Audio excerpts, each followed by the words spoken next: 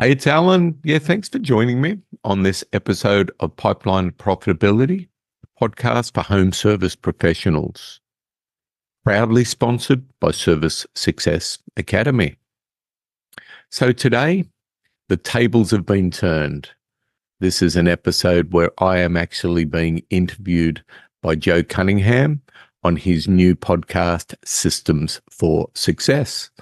So Joe Cunningham is the 2011 HVAC Contracting Business Consultant of the Year, is founder and president of Success Track Network.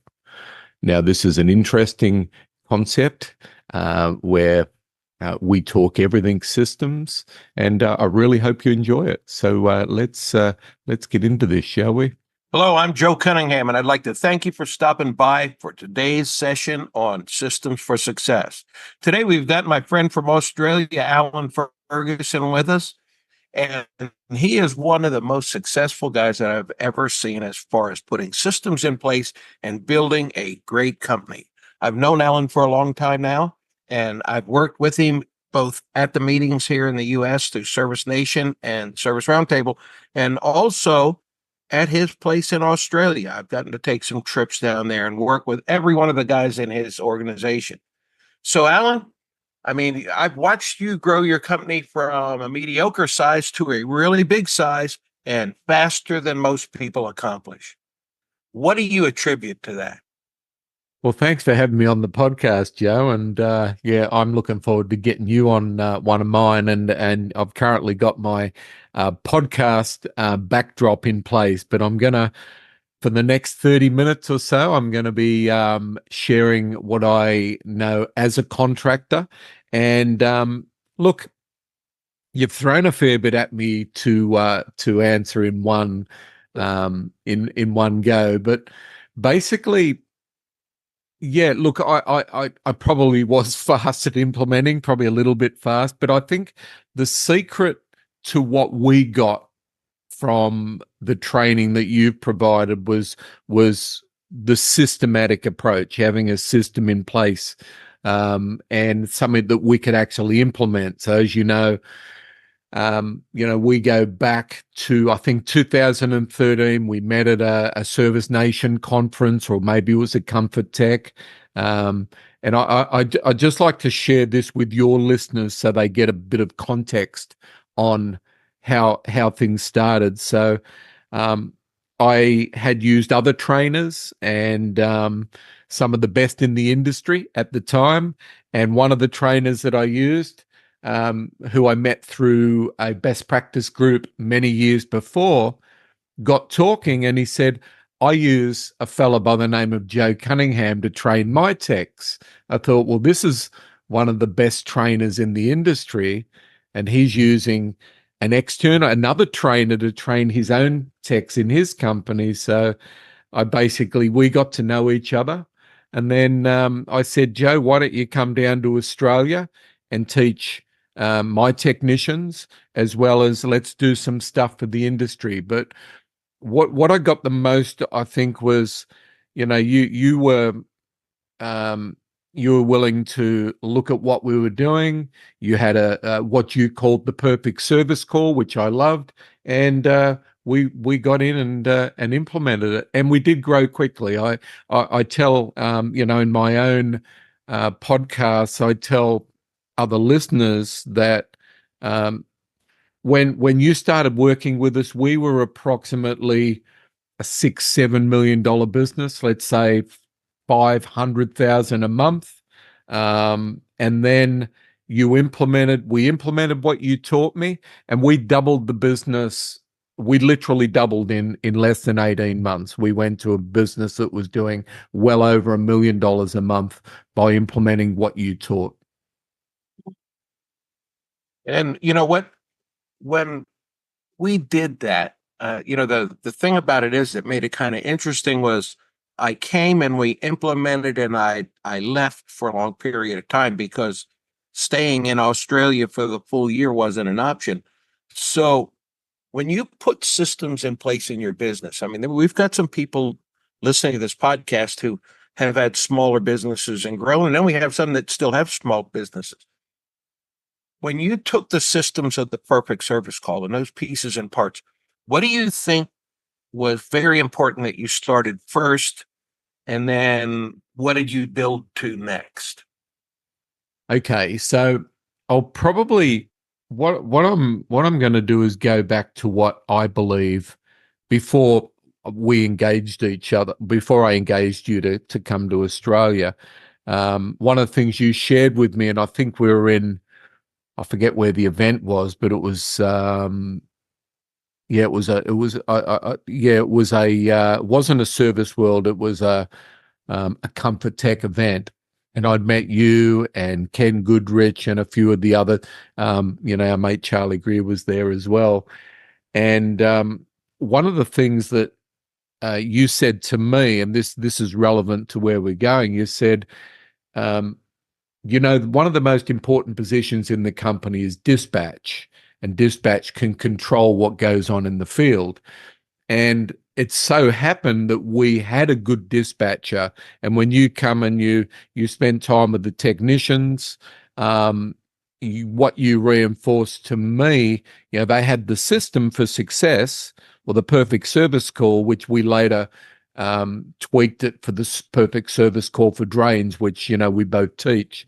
But it was getting the accountability with the dispatcher, and this goes a lot. This sort of goes into what you're teaching with your call by call process, is to have that level of accountability. And I think that was probably why we got the results. And the other thing too is with a call by call management type process, and I know there's a lot of variance, was to make sure that we got the field structured right, because not everyone that we put in a drain truck was able to make a sale.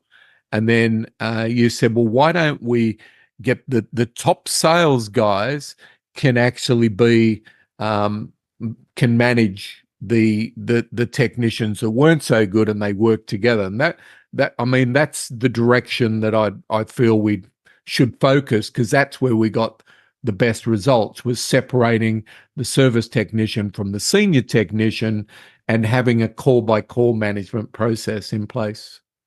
Mm-hmm. Yeah, I remember when we put the senior service advisor position in, and you had your couple of really two or three good guys, and we changed it up to where all your techs were feeding them, they were selling, and the others were producing. And I saw the instant results there, and I guess that's what really blew it up the first year. Is that right? It is. And look, this is something I want anyone that's listening in and has been following your training for any amount of time, is it's very rare to have a company that's full of great sales guys. But what you're going to understand is the guys, and let's call them the ace communicators, the guys that really know how to communicate well, and that they believe in the company. And look, if someone doesn't believe in the price that the company charges, they don't believe in the company. You've got to believe in the price, because if you go, well, that's a lot of money, I'm only getting paid $50 an hour and they're charging out 10 times that, you've got a problem. So you've got to get your good communicators that also, they've got to be good lead. They've got to be able to work with the technicians that maybe are the really good technicians. They're great with the plumbing and they're good at doing the work, but that they either they just don't communicate well. So what we found worked well, if we got the right person in that position, and I can't say I always got the right person in that position, but what we found was the best sales communicators might not necessarily have the highest skill for what they're doing. So when that technician works with the technician with the skill and they work together, it works really well. And the one thing that I learned from experience, and the amount of growth we had was pretty phenomenal. But what I learned was sometimes the technician who takes the initial call, let's say, because we primarily focused on drains, and the technician that takes the initial call is okay to go to a certain level without involving someone. And because the way we were structured, which was your recommendation, Joe, was to have four between 4 and 6 technicians and 1 senior manager, because any more than that, it's getting to be hard. And we did at the time, a lot of the communication was virtually. I mean, everyone's talking these days as if it's a new thing. It's not. I think from memory, you shared with me that you were teaching this in the 90s. So yeah, you're doing virtual ride-alongs, you're doing virtual communication because your senior technician can't be in 5 jobs at once. Now, admittedly, the jobs are staggered, but we found it worked well. But the most important thing I want to reiterate to everyone that's listening is your technician, your service technician that runs the call, you don't want him to open his mouth and say anything that he shouldn't be saying, because you can't pull it back. So the less he can say, the better, and just give him a level where he can present maybe, 1 or 2 options, but not to go too far without the assistance, either by call or by a senior technician.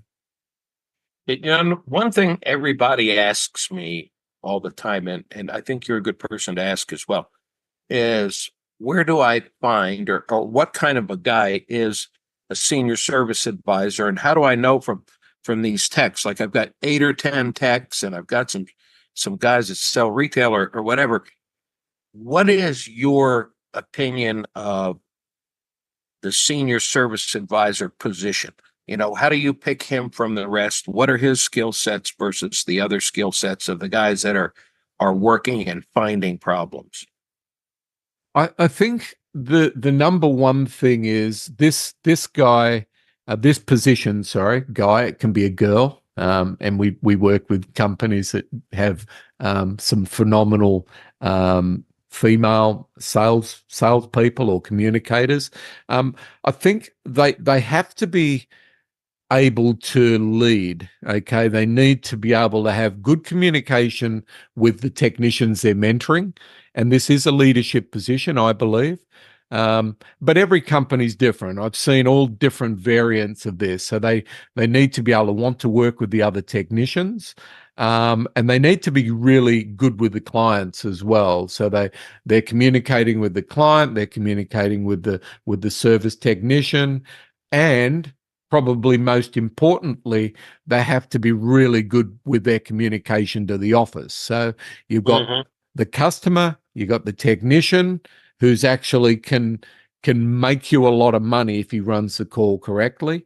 But that 3-way communication has to be working absolutely beautifully. So for an example, if you've got a cheeky sales technician who doesn't mind working with the technicians, or the senior advisor, he doesn't mind working with the technicians, but he's not working too well with the call-by-call manager or the office. However you've got it structured, you've got a problem. So it needs to be, that communication needs to be solid, depending on how you're structured. And the way you're structured would be, it's very dependent on the size of your company. So, but that's what I believe is that really good connection between the 3 different positions. Some companies might only have 2 positions, but depends how you.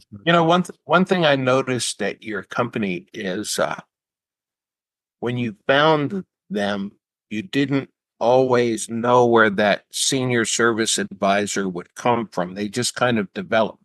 When I first came to your place, you had Dave, and he was absolutely phenomenal as far as creating sales. And he was a good communicator, and he was good with the techs. And then you had another guy, and then all of a sudden, just like out of the blue, you had that one younger guy, Tony, I think was his name. He just, like, one day turned into this great communicator. Yeah. So, the people ask me all the time, how do you find one? How do you develop one? And I think it's developing, like you had your systems in place, and getting the guys to follow it, and then giving them enough room that they start to blossom. But like you said, don't let them get to a point where they're unselling the job, because they can say too much.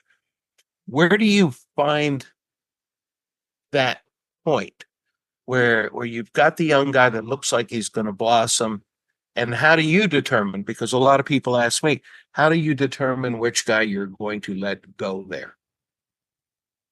That's a good question. Now, Tony was quite young. Mm-hmm.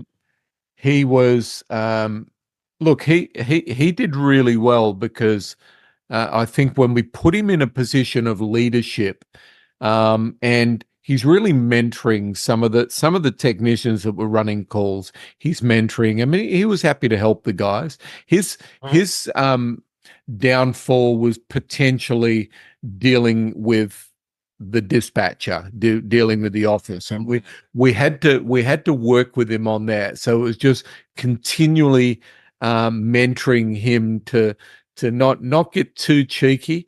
And I've often said this, that we've talked about this a lot, that if a technician or a senior technician, senior advisor ruffles feathers with the office, the dispatcher or the call by call manager, depending on how you're structured, can really make life difficult for you. So, and I used to bring this up in training all the time. I said, look, um, your success in sales, is, and this was primarily pointed at the senior service advisor, the sales guy.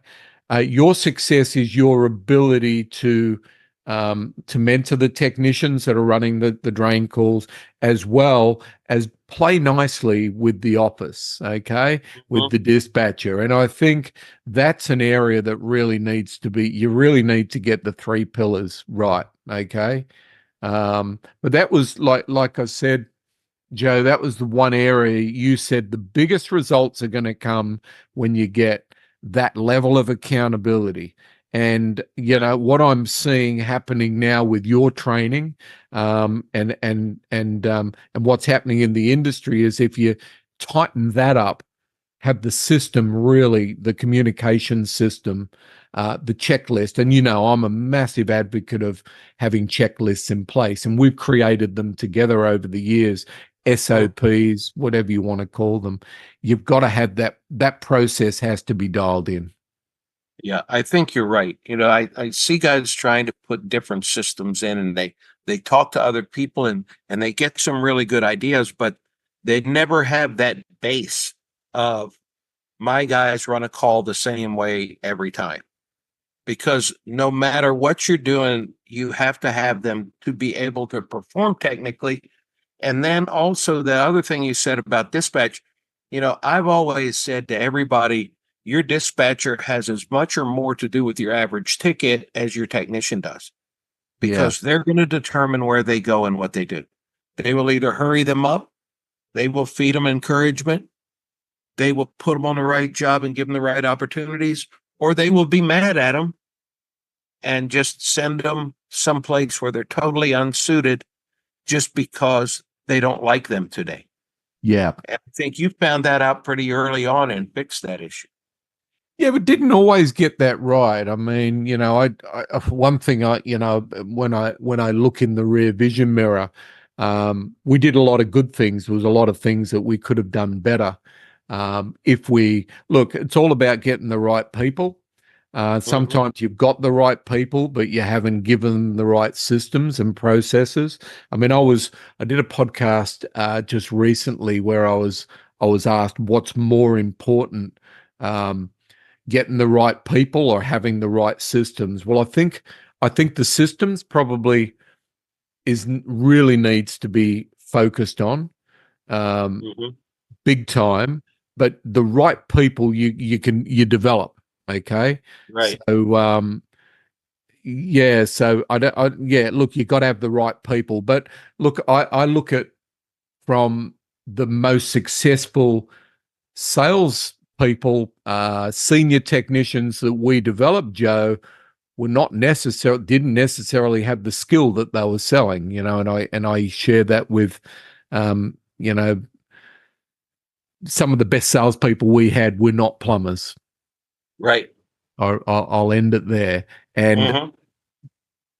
with a word of caution to anyone that's listening in here, you've got to check your rules, your regulations, and your laws, because if your best communicator is not a plumber, he needs to work with the licensed plumber or someone with a journeyman certificate to actually be compliant. So you got to be careful there. Mm-hmm. Yeah, the licensing issue is important. But you know what you just said, you have to have the system in place. And what I believe is this: a system takes an average guy and makes him above average. And then your experience in tweaking them on that system to improve their performance absolutely allows you to maximize their performance. And you can take an average guy and make him outperform an above average guy that's out there flying by the seat of his pants. And there's no other way to do it than to make sure you have that structure in place. Yeah. And look, I'll tell you the other thing, and I found this with some of the companies I've been working with within the US and Australia, is that most of the training, my technicians can sit in your training for a day, 2 days, and learn the system and get everything they need. But they don't really learn the system until they get out there and actually Right. do it. And an example of that is what you taught me, your transitional statement, Mm-hmm. is it's so simple. I mean, if I can do it. I think anyone can.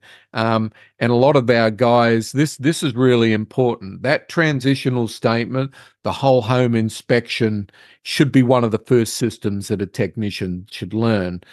But I can't tell you the number of technicians I've employed that just wouldn't learn it. And I'm going, they'd go to a job and then we'd check in and say, how did you go with the full home inspection? Oh, the customer didn't want a whole home inspection. Did you do the clarity question correctly? And when we brought them in for role play, they didn't know how to do it. So that's a really important one. And that's really, if you think about it, it's just getting back to the basics, right? It is. It's just everything works from that basics. You know, the real trick to growing in this industry, I think, is to put yourself in a position where the customer's asking you to sell him products and services.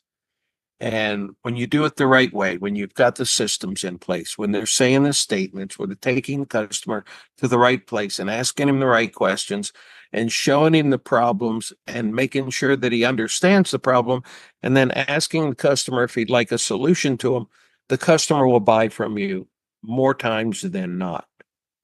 Some guys go out there and they try and sell on sheer personality strength, but the ones that can do that are few and far between in the technician business.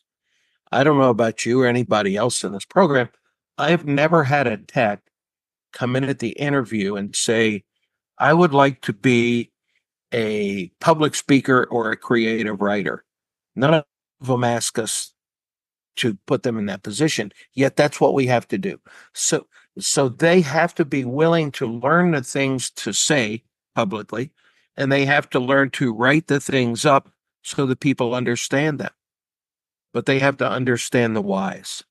And the systems that you put in at your place taught your guys, so many of them, the whys of how we have to do it. And then they did it.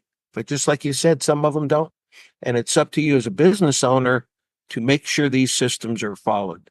And then when you put that second layer in there with the senior service advisor, who's the one that's offering this stuff to the customer at the end use, then it works even better, because now you're getting that system multiplied 2 or 3 times.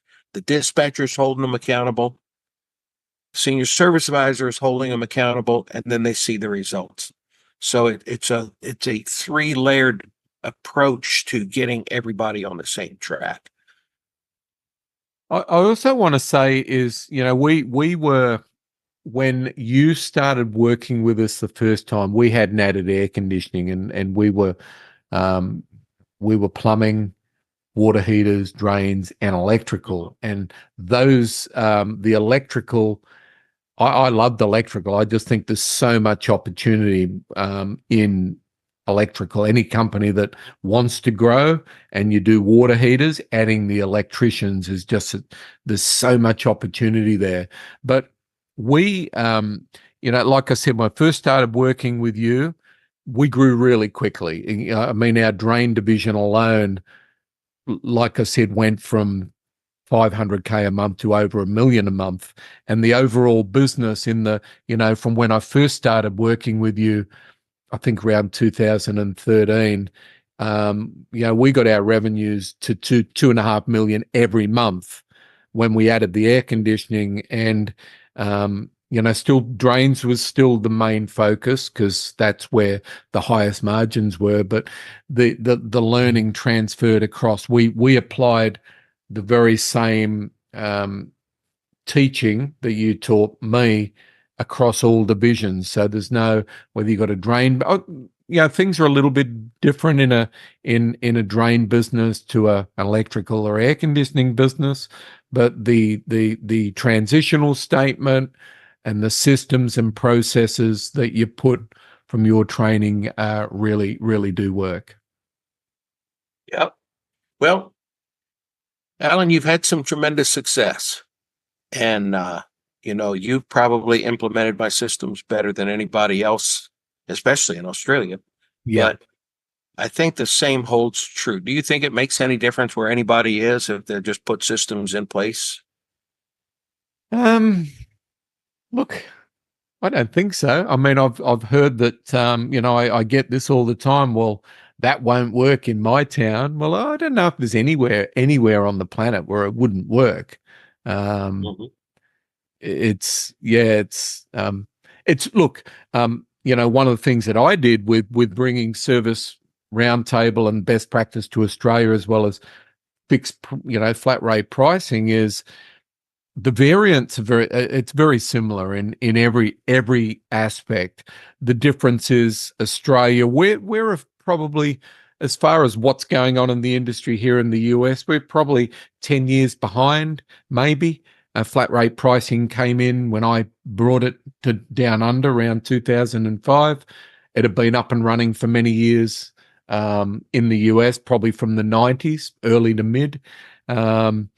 There is a big shift coming right now, as you know, it has been to Australia, is, private equity, consolidation. There's a lot happening. And what I would say, and you've got a really good following in Australia, Joe, what I would recommend to anyone that's listening down under is that there is a lot of change coming as far as how businesses will be built to sell. But so the sooner you get your systems in place and your processes to grow, the better off you'll be. But no, basically, is my roundabout answer.